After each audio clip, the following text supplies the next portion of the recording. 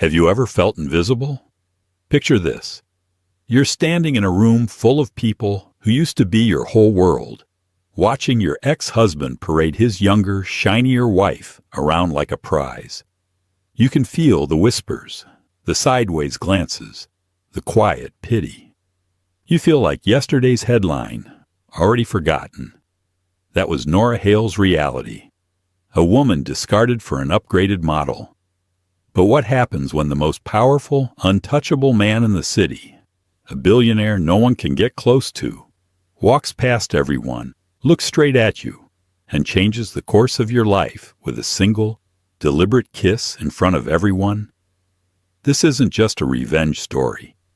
It's the moment a woman who thought she was finished remembers her power, while the man who threw her away is forced to watch her rise. The invitation had arrived a week earlier.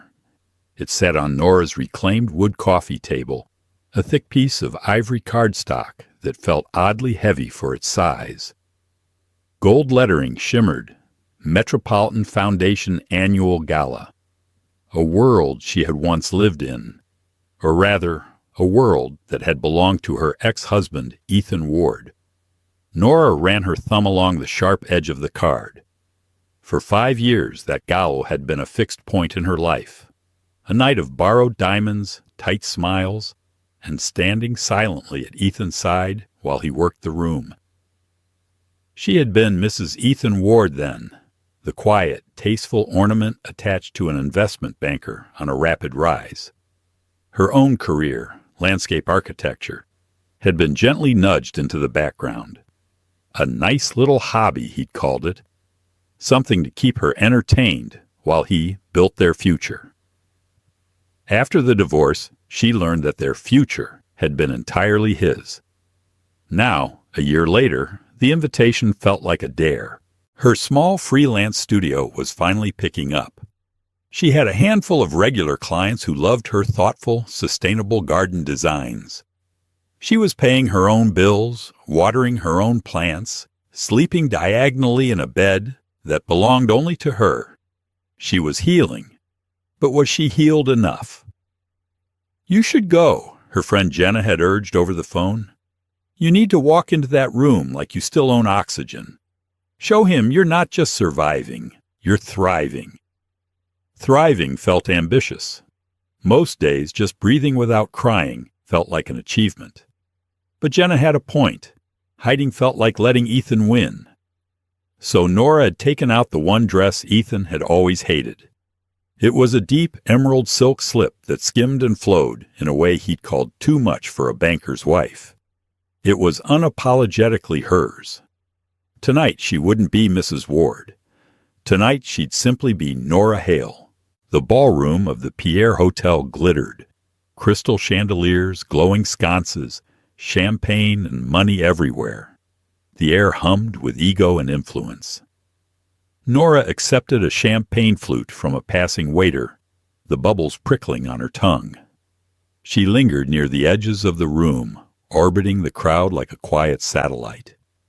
Familiar faces glanced her way, brief flickers of recognition, maybe curiosity, maybe pity, before shifting on to more important people. She was old gossip no one bothered to retell. And then she saw them. Ethan stood at the base of the marble staircase like a king surrounded by courtiers. He looked almost exactly the same. Perfect tux, confident smile that never quite reached his eyes. The woman on his arm, though, was new. Lila Carrington. Nora knew of her, of course. Daughter of a real estate mogul, 24, flawless face like a porcelain doll, eyes sharp with possession. The diamond on her finger was enormous, catching the light and shattering it into 100 rainbows. It was twice the size of the ring Ethan had given Nora. Her breath caught. She had prepared herself for this moment, practiced a cool, detached smile in the mirror. But the reality, the obvious upgrade, hit like a punch to the gut. Lila laughed, her tinkling giggle carrying across the room, and leaned in to whisper something in Ethan's ear. He smirked, scanning the crowd with smug ownership. Their eyes met. Across the glittering sea of gowns and tuxedos, Ethan saw her.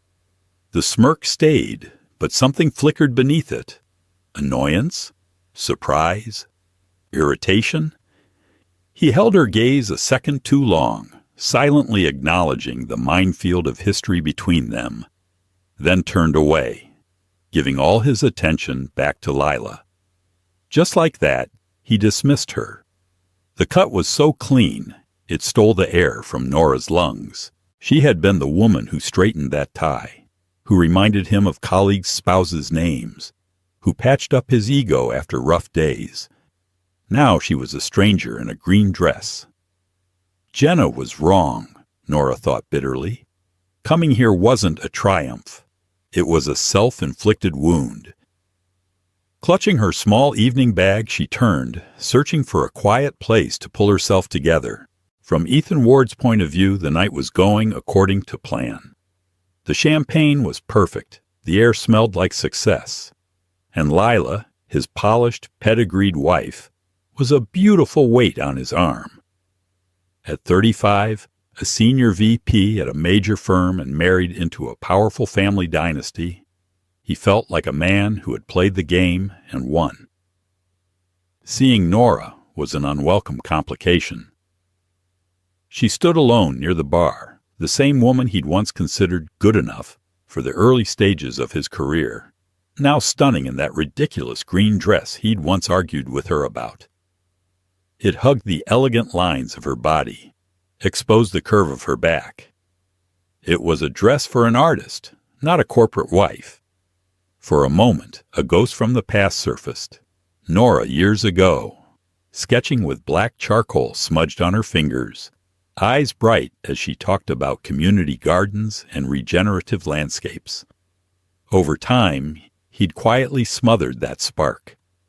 He shoved the memory aside. He had chosen wisely, he told himself. Nora had been the starter wife, the one suitable for his initial ascent. But breaking into the real elite circles required someone like Lila, a statement wife. Her father had opened doors Ethan could never have reached alone. Their marriage was a merger, and the returns had been excellent.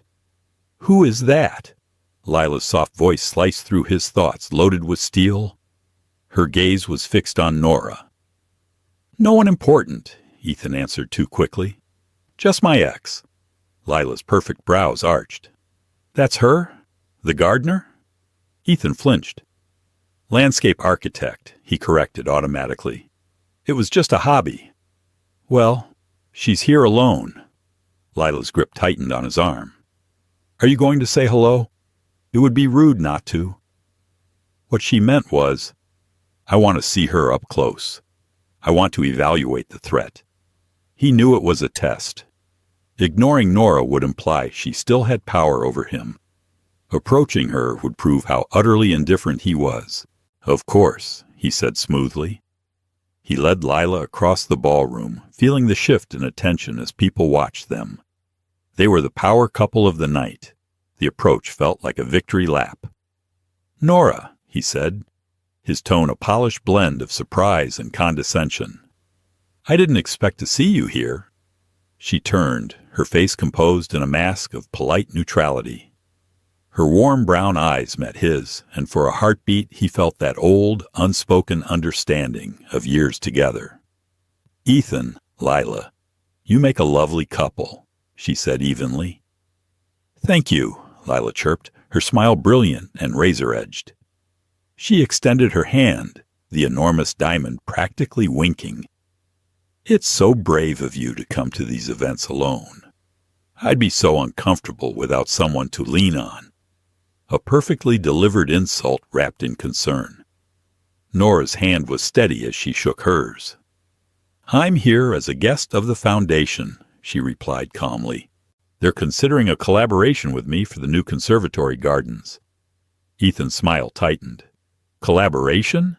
Her? It had to be an exaggeration, some pathetic attempt to save face. That's nice, he said dismissively. Good for you, keeping busy with your little garden business. The words hung in the air, poisoned with contempt. He saw a flicker of pain in her eyes. but it vanished, replaced by cool, steady calm. "It's more than a business, Ethan. It's my work," she answered quietly but firmly. "Something I don't expect you to understand." The sharpness of the retort startled him. The Nora he remembered would have swallowed the insult and changed the subject. Before he could come up with something cutting to say, she gave them a small nod. "Enjoy your evening." She turned away, emerald silk shimmering under the chandeliers. Ethan watched her walk off, a bitter taste in his mouth.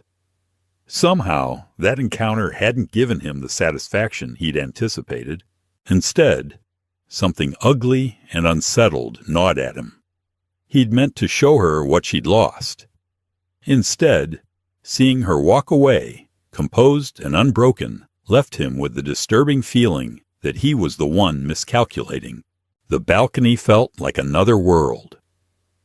Nora slipped through the heavy glass doors into the cool night air. The roar of the city below softened into a distant murmur. Central Park stretched out like a dark, quiet sea under the stars.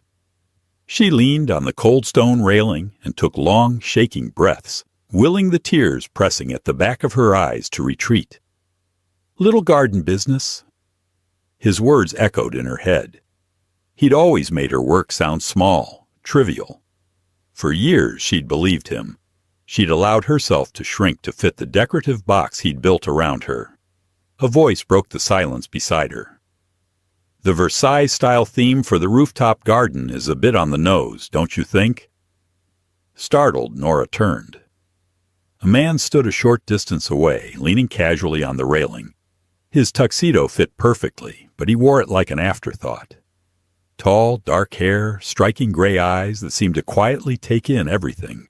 She didn't recognize him, but there was an unmistakable aura of authority about him, the kind that didn't need to announce itself. "A little," she replied, finding her voice. "All that rigid geometry, it feels like nature being forced into obedience." His lips curved in a small smile. "Exactly. There's no mystery. The garden tells you everything at first glance. No surprises." He paused, studying her. "Not like your Wandering Wildlands project." Nora froze. "I'm sorry." "What?" "Your university thesis," he clarified. "The public park design based on regenerative wilderness principles. Winding paths, hidden clearings, native species. A landscape that reveals itself slowly." He tilted his head, thoughtful. "I remember the drawings. They were extraordinary." Nora stared, stunned. No one had mentioned that project in over 10 years. It belonged to a version of herself she'd mostly buried. "How do you even know about that?" she whispered. He gave a small shrug. "I make it my business to notice brilliant things." He extended a hand. "Adrian Cole." The name hit her like an electric shock. Adrian Cole. The elusive tech billionaire who'd revolutionized data security. The man the financial press talked about like a myth. Famously private, rarely photographed. And he was standing here, on a balcony, talking to her about a student project from 12 years ago. "Nora Hale," she managed, placing her hand in his. His grip was warm, firm. "I know," he said easily, his gray eyes never leaving hers. "I was a judge for the National Student Design Competition that year. Your project should have won. It was risky. It had heart." Nora's mind reeled. She'd come in second. At the time, it had stung. One of many small sacrifices she'd made as she settled into Ethan's idea of their life together. He'd called her ambitions unrealistic. You were a judge?" "A quiet one," Adrian replied. "I funded the grant. My younger sister was studying architecture then. She was obsessed with your work. She said, 'Nora Hale designs like she's listening. Her spaces care about people.'" He looked out over the park, a shadow crossing his face. "She believed design should serve communities, not egos. She would have loved what you're doing now." The encounter with Ethan and Lila had been built to crush her. to make her feel small and worthless.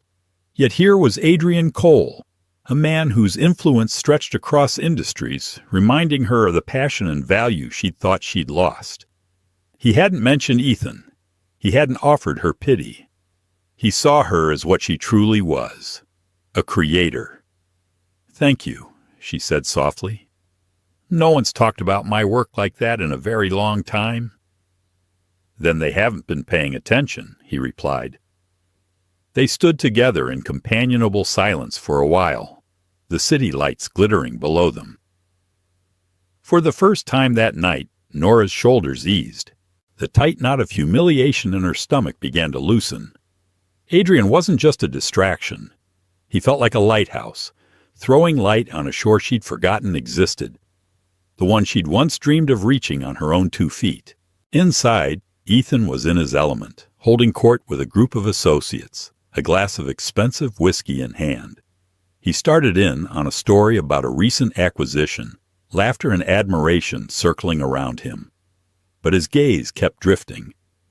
He told himself he was just making sure Nora had the decency to leave early, that she wasn't hanging around embarrassing herself. But the truth was less flattering. He was rattled. The Nora he remembered would have been shaking, maybe even crying. This Nora had stood her ground. She'd thrown his words back at him. Then he saw her, on the balcony. And she wasn't alone. Adrian Cole stood beside her. Ethan's story died mid-sentence. One of his colleagues, Ryan, followed his line of sight. "Is that Cole?" Ryan breathed. "I didn't even know he was here. Who's he with?" "My ex-wife," Ethan replied, and the words tasted like ash. The small group fell silent. The shift in power was immediate. Ethan was no longer the brightest star in their sky. Adrian Cole was. Everyone else was just orbiting. "What is Cole doing with her?" Lila hissed at his side, having appeared out of nowhere.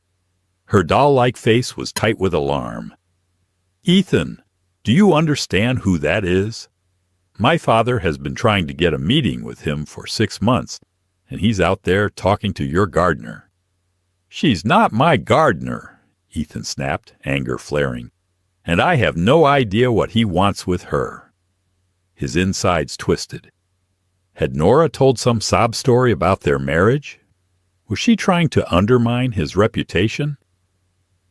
His mind raced through worst-case scenarios. They weren't just talking. Nora was smiling. A real, unguarded smile he hadn't seen in years. The one she used to wear when she was knee-deep in a design she loved. Adrian was listening, fully focused on her, as if the rest of the world didn't exist. They looked comfortable, almost intimate. Something primal and ugly rose in Ethan's chest, jealousy, sharp and irrational. He didn't want Nora, he told himself. He had Lila, the ultimate status symbol, but seeing the woman he'd dismissed as insignificant treated as an equal, adored, by a man like Adrian Cole, felt like a personal insult. It shattered the story he'd been telling himself for years, that he'd traded up, that he'd won. He watched as Nora and Adrian stepped back inside and headed toward the grand foyer. When they paused, Ethan found himself holding his breath, hoping they'd split off in different directions. Instead, Adrian lightly touched Nora's arm. He said something only she could hear. Then, beneath the blazing chandeliers, in front of politicians, socialites, and reporters, Adrian Cole bent his head and kissed Nora Hale. It wasn't passionate or frantic. It was slow, intentional, deeply tender, a kiss that said, "You matter." Conversations died mid-word. The room sucked in a collective breath. Camera flashes that had been pointed at celebrities whirled to capture them instead, firing in a storm of light. Ethan went numb. The glass in his hand slipped slightly, slick with sweat. His vision tunneled until the only thing he could see was that kiss. He watched the woman he'd belittled and discarded being publicly cherished by a man whose power made his own seem laughable. When the kiss ended, Adrian rested his hand on the small of Nora's back, guiding her toward the exit, shielding her from the chaos of attention. Ethan's meticulously constructed world, built on image, control, and other people's perception, didn't just crack, it shattered. In that moment, he wasn't Ethan Ward, successful financier. He was just the man who had let Nora Hale go. The fool who'd thrown away a diamond, convinced it was a worthless stone. The next morning, everything was different. Nora's face was splashed across society blogs and gossip sites. Billionaire Adrian Cole's mystery woman, screamed one headline. Cole's shock kiss at gala, declared another. Her phone buzzed nonstop on the nightstand, vibrating like an angry insect. She'd switched it to silent, burying herself under the covers as if the duvet could muffle the noise of the entire city talking about her. She felt nauseous with embarrassment at the public spectacle, jittery about the unwanted attention. And yet, underneath, there was something else, a spark of power. No one was looking at her like the pitiful ex-wife anymore. No one was calling her Ethan's ex.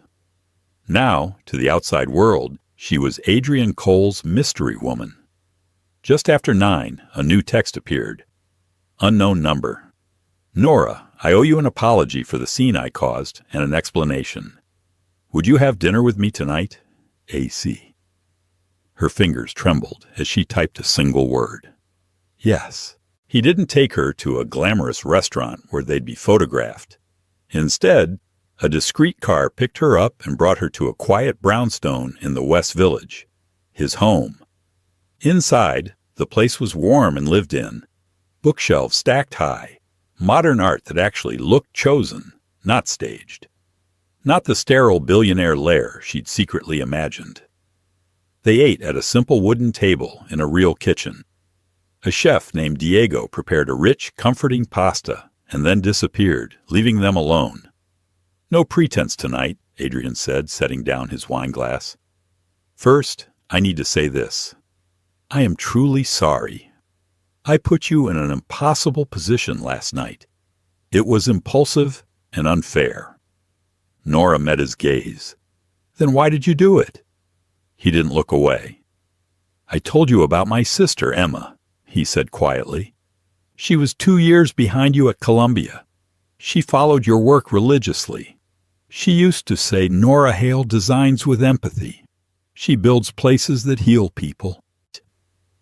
Grief briefly passed over his face. Emma died in a car accident a few months after that competition, he continued. Losing her, it hollowed me out. When I sold my first company, I started a foundation in her name, the Emma Cole Foundation. It supports women architects and designers creating public, community-centered spaces. The work she dreamed of doing. The work you do. Nora swallowed hard, her heart aching. I've kept tabs on your career, he went on. Or rather, how it stalled. I watched you get early recognition and then vanish after you married Ethan Ward. Your talent disappeared behind someone else's story. He leaned forward, his voice slowing. I saw you last night, alone. I watched him walk up to you with his new wife on his arm. I saw that smug little look of superiority, the way he tried to make you feel small, and I was furious. I've seen that look my entire life. Men telling women with their words or their eyes that their ideas are cute but not serious. He exhaled. I felt this protective rage. For you, for Emma, for every woman I've watched get minimized. And the kiss? Nora asked gently. It was 2 things, he said. Part of it was human. I wanted the woman I saw on that balcony, a woman of depth and brilliance, to know she'd been noticed, that she mattered. The other part, he gave a crooked, self-aware smile, was strategic. I knew a single photograph would change your narrative. You'd no longer belong in Ethan Ward's story as a sad line in his bio. You'd have your own story. A clean public break. His eyes searched hers. It was a gamble, bold and maybe arrogant, but my intentions were sincere. I want to help you reclaim what was taken from you." He took a breath. "The foundation is planning a flagship project, the Emma Cole Memorial Garden in Brooklyn Bridge Park. We need a lead designer." He held her gaze. "I want it to be you, Nora." Her mind went blank. It was the kind of commission architects fantasize about, a project that could define a career. He wasn't tossing her a favor. He was offering her a platform to build the life she'd always wanted.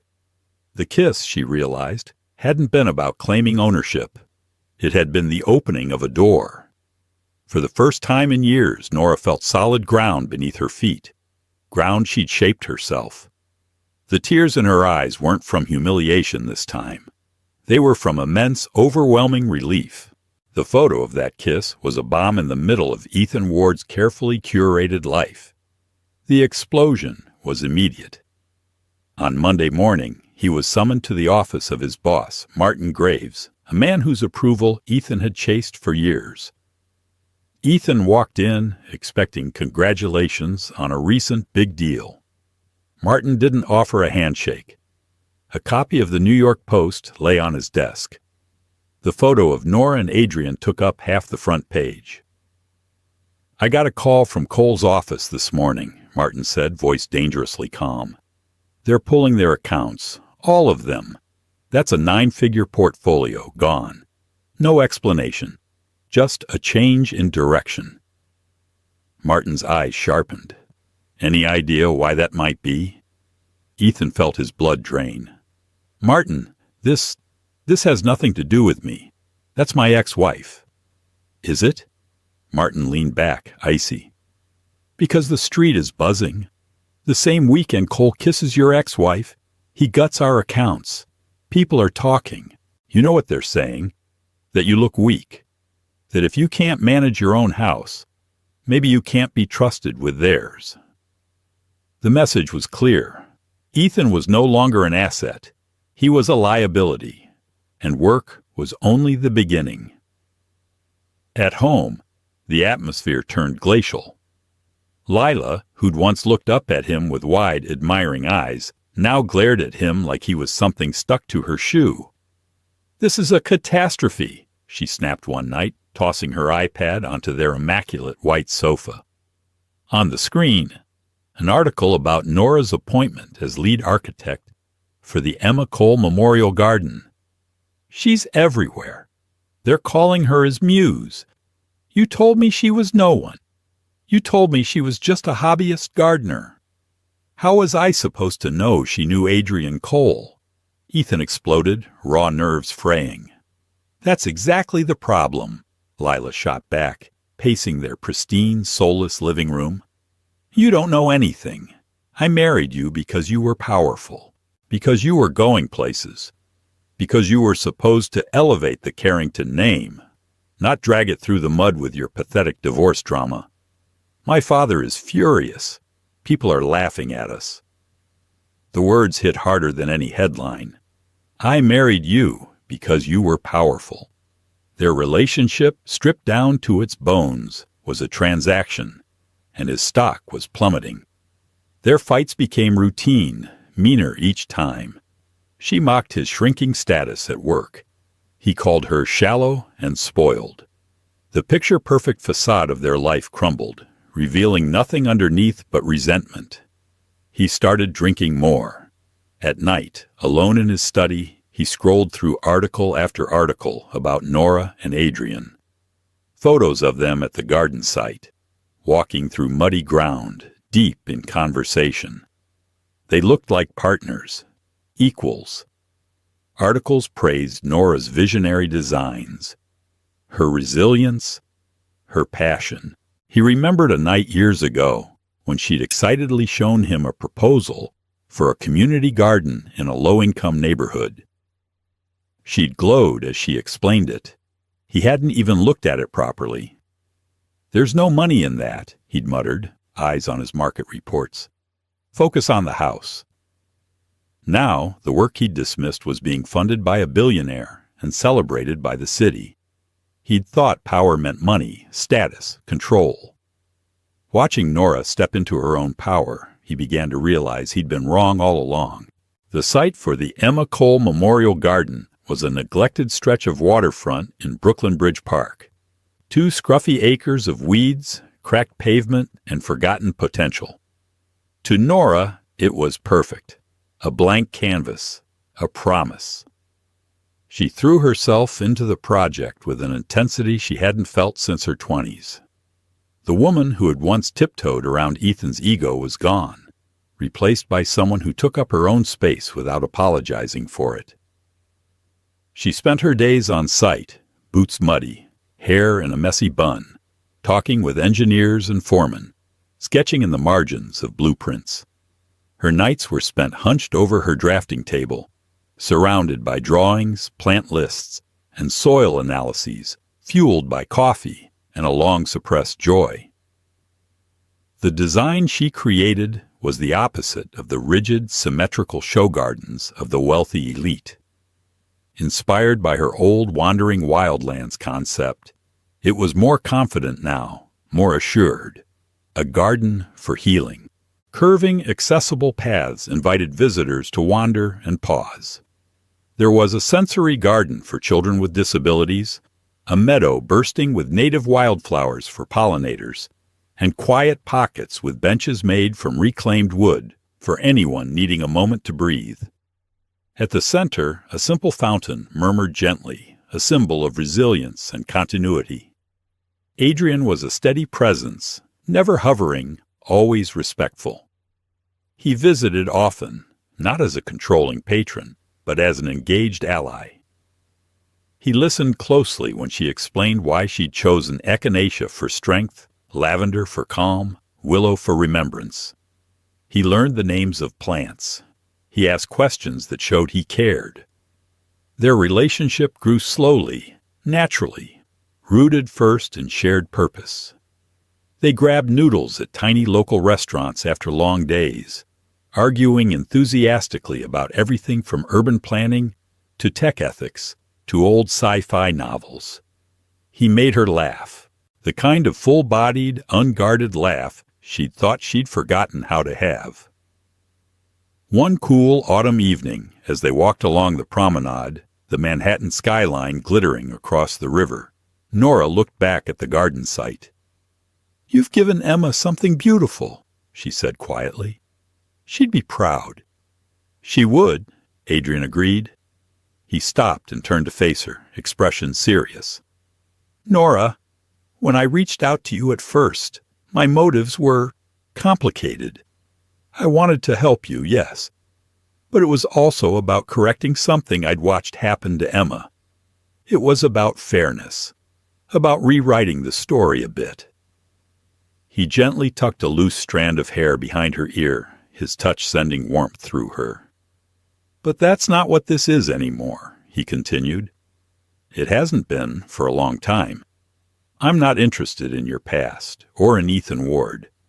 I'm interested in you, your mind, your kindness, the way your whole face lights up when you talk about root systems and soil health." Nora's heart thudded against her ribs. "Adrian, she began, but he placed a finger lightly over her lips. "You don't have to say anything," he said softly. "I know you're still healing. I can wait. I just needed you to know where I stand." He didn't kiss her. Instead, he simply slipped his hand into hers, his fingers intertwining with hers, and they continued walking. It was more intimate than that public kiss had ever been. The balcony kiss had blown apart her old life. This quiet, steady hand in hers was the beginning of something new. She wasn't Ethan's ex-wife. She wasn't Adrian Cole's charity project. She was Nora Hale, designer of her own path, standing beside a man who didn't want to dim her light, but wanted to see it shine. And in the newly turned soil of her life, something tender and genuine was beginning to grow. Ethan's world kept shrinking. He lost his corner office, then his title, then his job. They called it restructuring. He knew better. At home, his marriage was little more than tense silence, and occasional fights yelled through closed doors. He and Lila occupied different bedrooms like strangers in a hotel.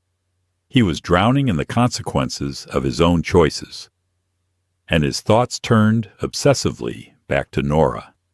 In his mind, she was the source of everything that had gone wrong, and also somehow his way out. If he could just get her to forgive him, if he could reconnect with her, maybe he could use her connection to Adrian to dig himself out. One afternoon he went to find her at the garden site. He spotted her easily, standing with a foreman over a blueprint table, gesturing confidently, hair pulled back, boots dusty. She looked more alive than he'd ever seen her, centered, secure. He waited until she finished, then walked over with the most contrite expression he could manage. "Nora," he said softly. She turned. Whatever smile she'd had vanished. Her face settled into calm wariness. "Ethan, why are you here?" "I wanted to see it," he said, waving vaguely toward the emerging garden. "It's amazing. You're amazing. I always knew you had this in you." The lie was almost laughable. "What do you want?" she asked, unmoved. "I want to apologize." He tried to sound sincere. "For everything. I was an idiot, ambitious, blind. I didn't appreciate you. I see that now." He stepped closer. "I miss talking to you. I miss my friend." Nostalgia. His last card. He hoped memories of the early days would soften her, that some leftover loyalty might prompt her to help him. Nora just looked at him with clear, cool eyes. "We were never friends, Ethan," she said. Her voice wasn't angry. Somehow, that was worse. Friends don't slowly dismantle your confidence. Friends don't call your life's work a cute little hobby. Friends don't shrink you so they can feel larger. Each word was precise, cutting cleanly. "You're not here to apologize," she continued. "You're here because your life is falling apart, and you think I'm a flotation device. You think you can use my connection to Adrian Cole like a lever. You still don't see me. You see an opportunity." Ethan opened his mouth, but nothing came out. She'd peeled back every layer of his intentions and exposed them. And she didn't even look angry, only done. "The woman you're looking for," Nora went on, "the one who would have soothed your ego and accepted this speech as if it were enough, she's gone. You broke her. From those pieces, I built someone else." She gave a small shrug. "So, thank you, I suppose." She glanced back toward the crew. "If you'll excuse me, I have work to do."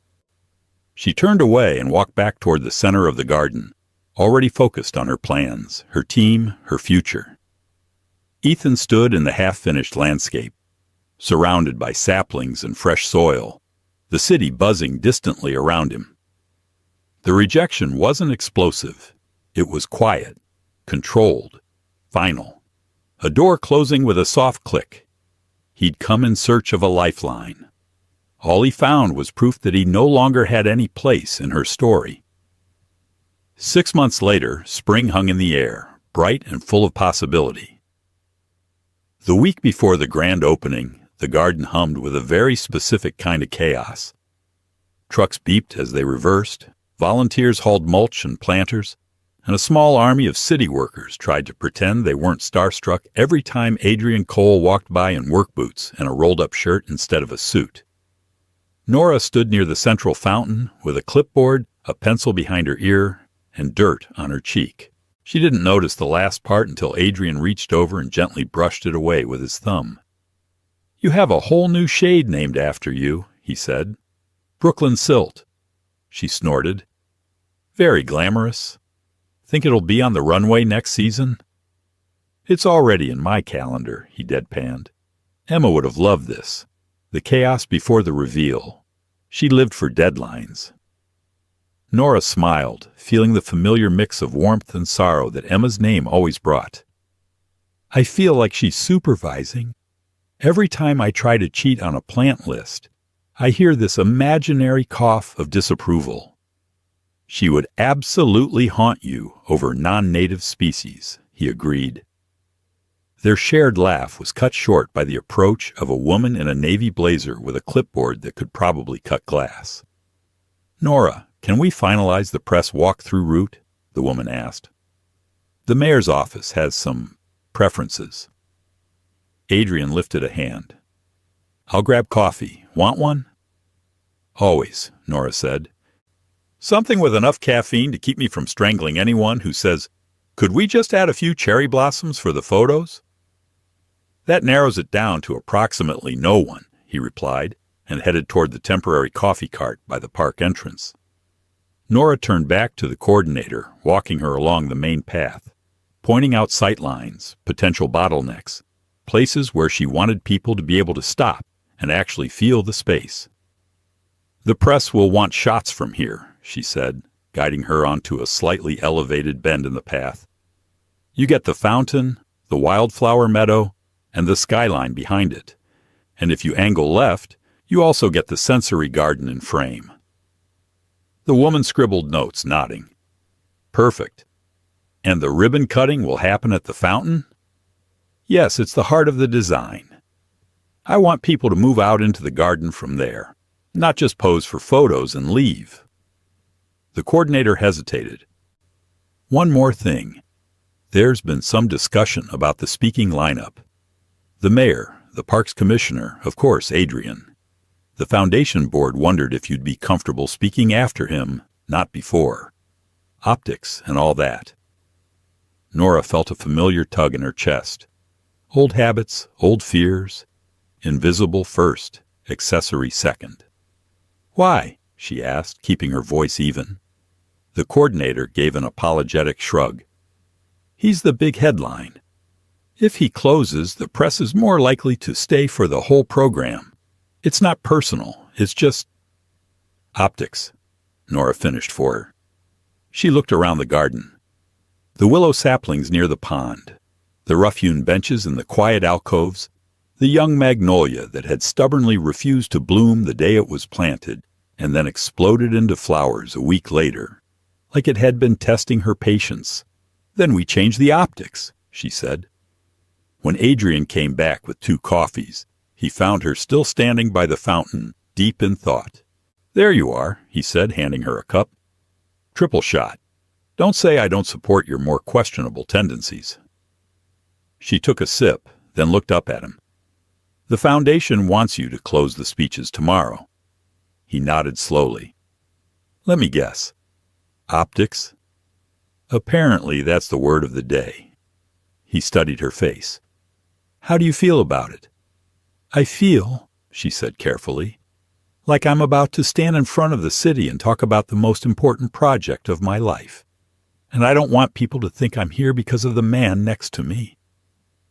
Adrian's eyes softened. "Nora, anyone with a brain can see that this is your work." "Maybe," she said, "but headlines don't always use their brains. And I spent 10 years being somebody's wife. I don't want to spend the next 10 being somebody's girlfriend. Even if that somebody is you." He leaned his elbows on the edge of the fountain, turning so he could fully face her. "Then we fix it. We make it impossible to miss whose garden this is." "How?" she asked. "We start with the speaking order," he said. "You close. I'll go first. I'll talk about Emma, the foundation, the mission, and then I'll introduce you as the person this whole place is actually about." "They won't like that," she warned. He smiled slightly. "They can send me a stern email. I might never recover." She laughed, the tension in her shoulders easing. "You know, one day your board is going to stage a coup." "They're welcome to try," he said. "But they know me. I don't back people as a prop. I back them because they deserve to be in the spotlight." He hesitated, then added, "You do realize I'm outrageously proud of you, right?" Her throat tightened unexpectedly. "I'm starting to suspect." The night before the opening, Nora couldn't sleep. Her apartment was quiet, the city noise muffled by distance and double-paned windows. Plans and what-ifs swirled in her mind. What if the crowd didn't understand what she tried to do with the design? What if the press reduced it to Billionaire's love project and ignored the work? What if she tripped on the dais and face-planted into the fountain in front of every camera in New York? Her phone buzzed softly on the bedside table. A message from an unknown number she recognized anyway. Mom. We're on the train. Your father is pretending not to be excited. He ironed his shirt twice. A blurry photo followed, a shot of her parents on a commuter train. Her mother beaming. Her father looking vaguely alarmed by the selfie process, but wearing the exact plaid shirt he reserved for special occasions. Nora's eyes stung. She typed back, "Can't wait to see you both. Don't let Dad talk you into leaving early to beat the traffic." Another message appeared almost immediately. Too late. He already said it. I told him we are staying until the very end. I want to see you speak. She laid the phone on her chest and stared at the ceiling. She thought of all the years she'd called home and said, "I'm just helping Ethan with some events," or "I might go back to work later." How many times her mother had hesitated before saying, "Are you happy?" Now tomorrow they'd see her in element her, not someone else's shadow. The anxiety didn't disappear, but it shifted, softening around the edges, replaced by a steadier feeling. Readiness.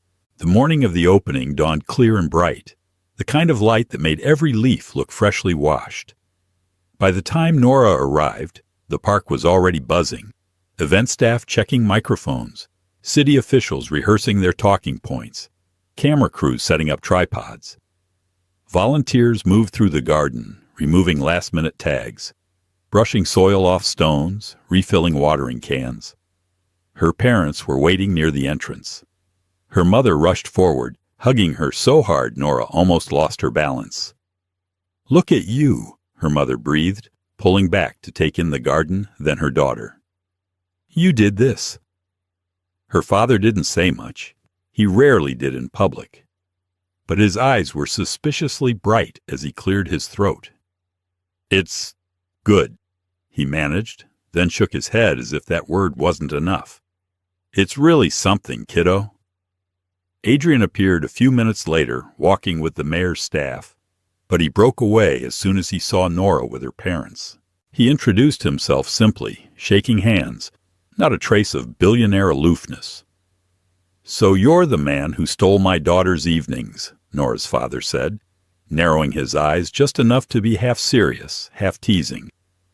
"Guilty," Adrian replied. "Though in my defense, she was already stealing them for the garden." Her father considered this, then gave a reluctant nod. "As long as you keep backing that," he said, jerking his chin toward the paths and flowers, "you can steal a few dinners." "Deal," Adrian said. The program itself unfolded in a blur. Speeches, applause, flashes of cameras. The mayor spoke first, predictably over his allotted time. The parks commissioner followed, talking about community and green space.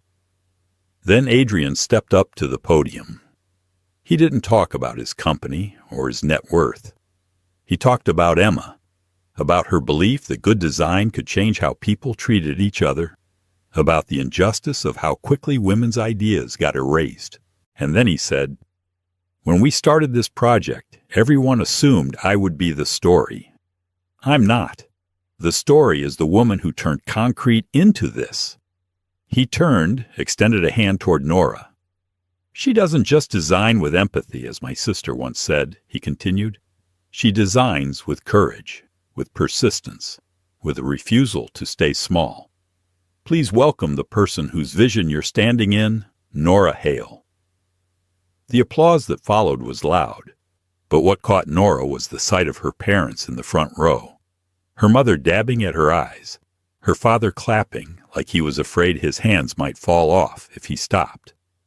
Nora took a breath and stepped up to speak. And as she began, talking about the soil, about access, about how every path was designed so a tired nurse or a kid with sensory overload could find a place to breathe. She felt something settle inside her. Not the old fear of taking up space. Something else. A quiet, steady knowing that she belonged exactly where she was. From the outskirts of the crowd, half hidden near the park fence, Ethan listened. He hadn't planned to come. He'd told himself it was pointless, masochistic. But something heavier than curiosity had pulled him there, made him stand in the wind with his hands shoved deep in his jacket pockets, listening to a life he'd tried to convince her she didn't need.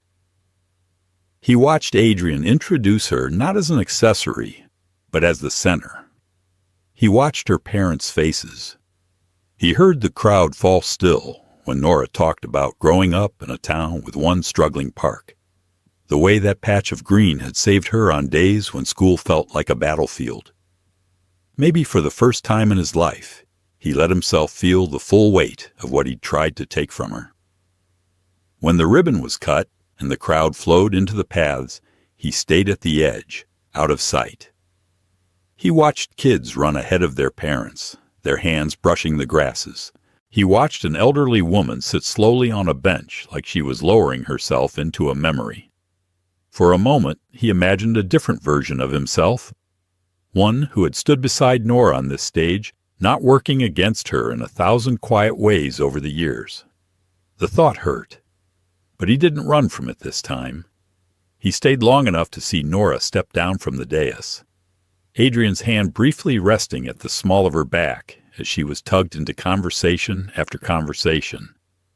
He stayed long enough to see her laugh with her mother, to watch her father awkwardly accept a journalist's request for a quote and then wave them away, embarrassed.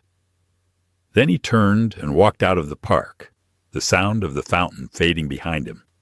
He didn't know where he was going exactly, only that for once it couldn't be anywhere that required a facade. From here, his road would be long and unglamorous. There would be no shortcuts, no last-minute rescues. But as he crossed the street and glanced back one final time at the garden's entrance, he felt the faintest, unfamiliar impulse. Not to reclaim the past, to become someone who would never again ask another person to dim their light for his comfort. If Nora's journey from heartbreak to healing and self-worth sparked something in you, don't keep it to yourself. Hit that like button to show your support. Share this video with anyone who needs a reminder that they are so much more than someone else's opinion, and subscribe for more stories of resilience, growth, and second chances. Which part of Nora Hale's comeback hit you the hardest? Tell me in the comments. I'd love to hear your thoughts.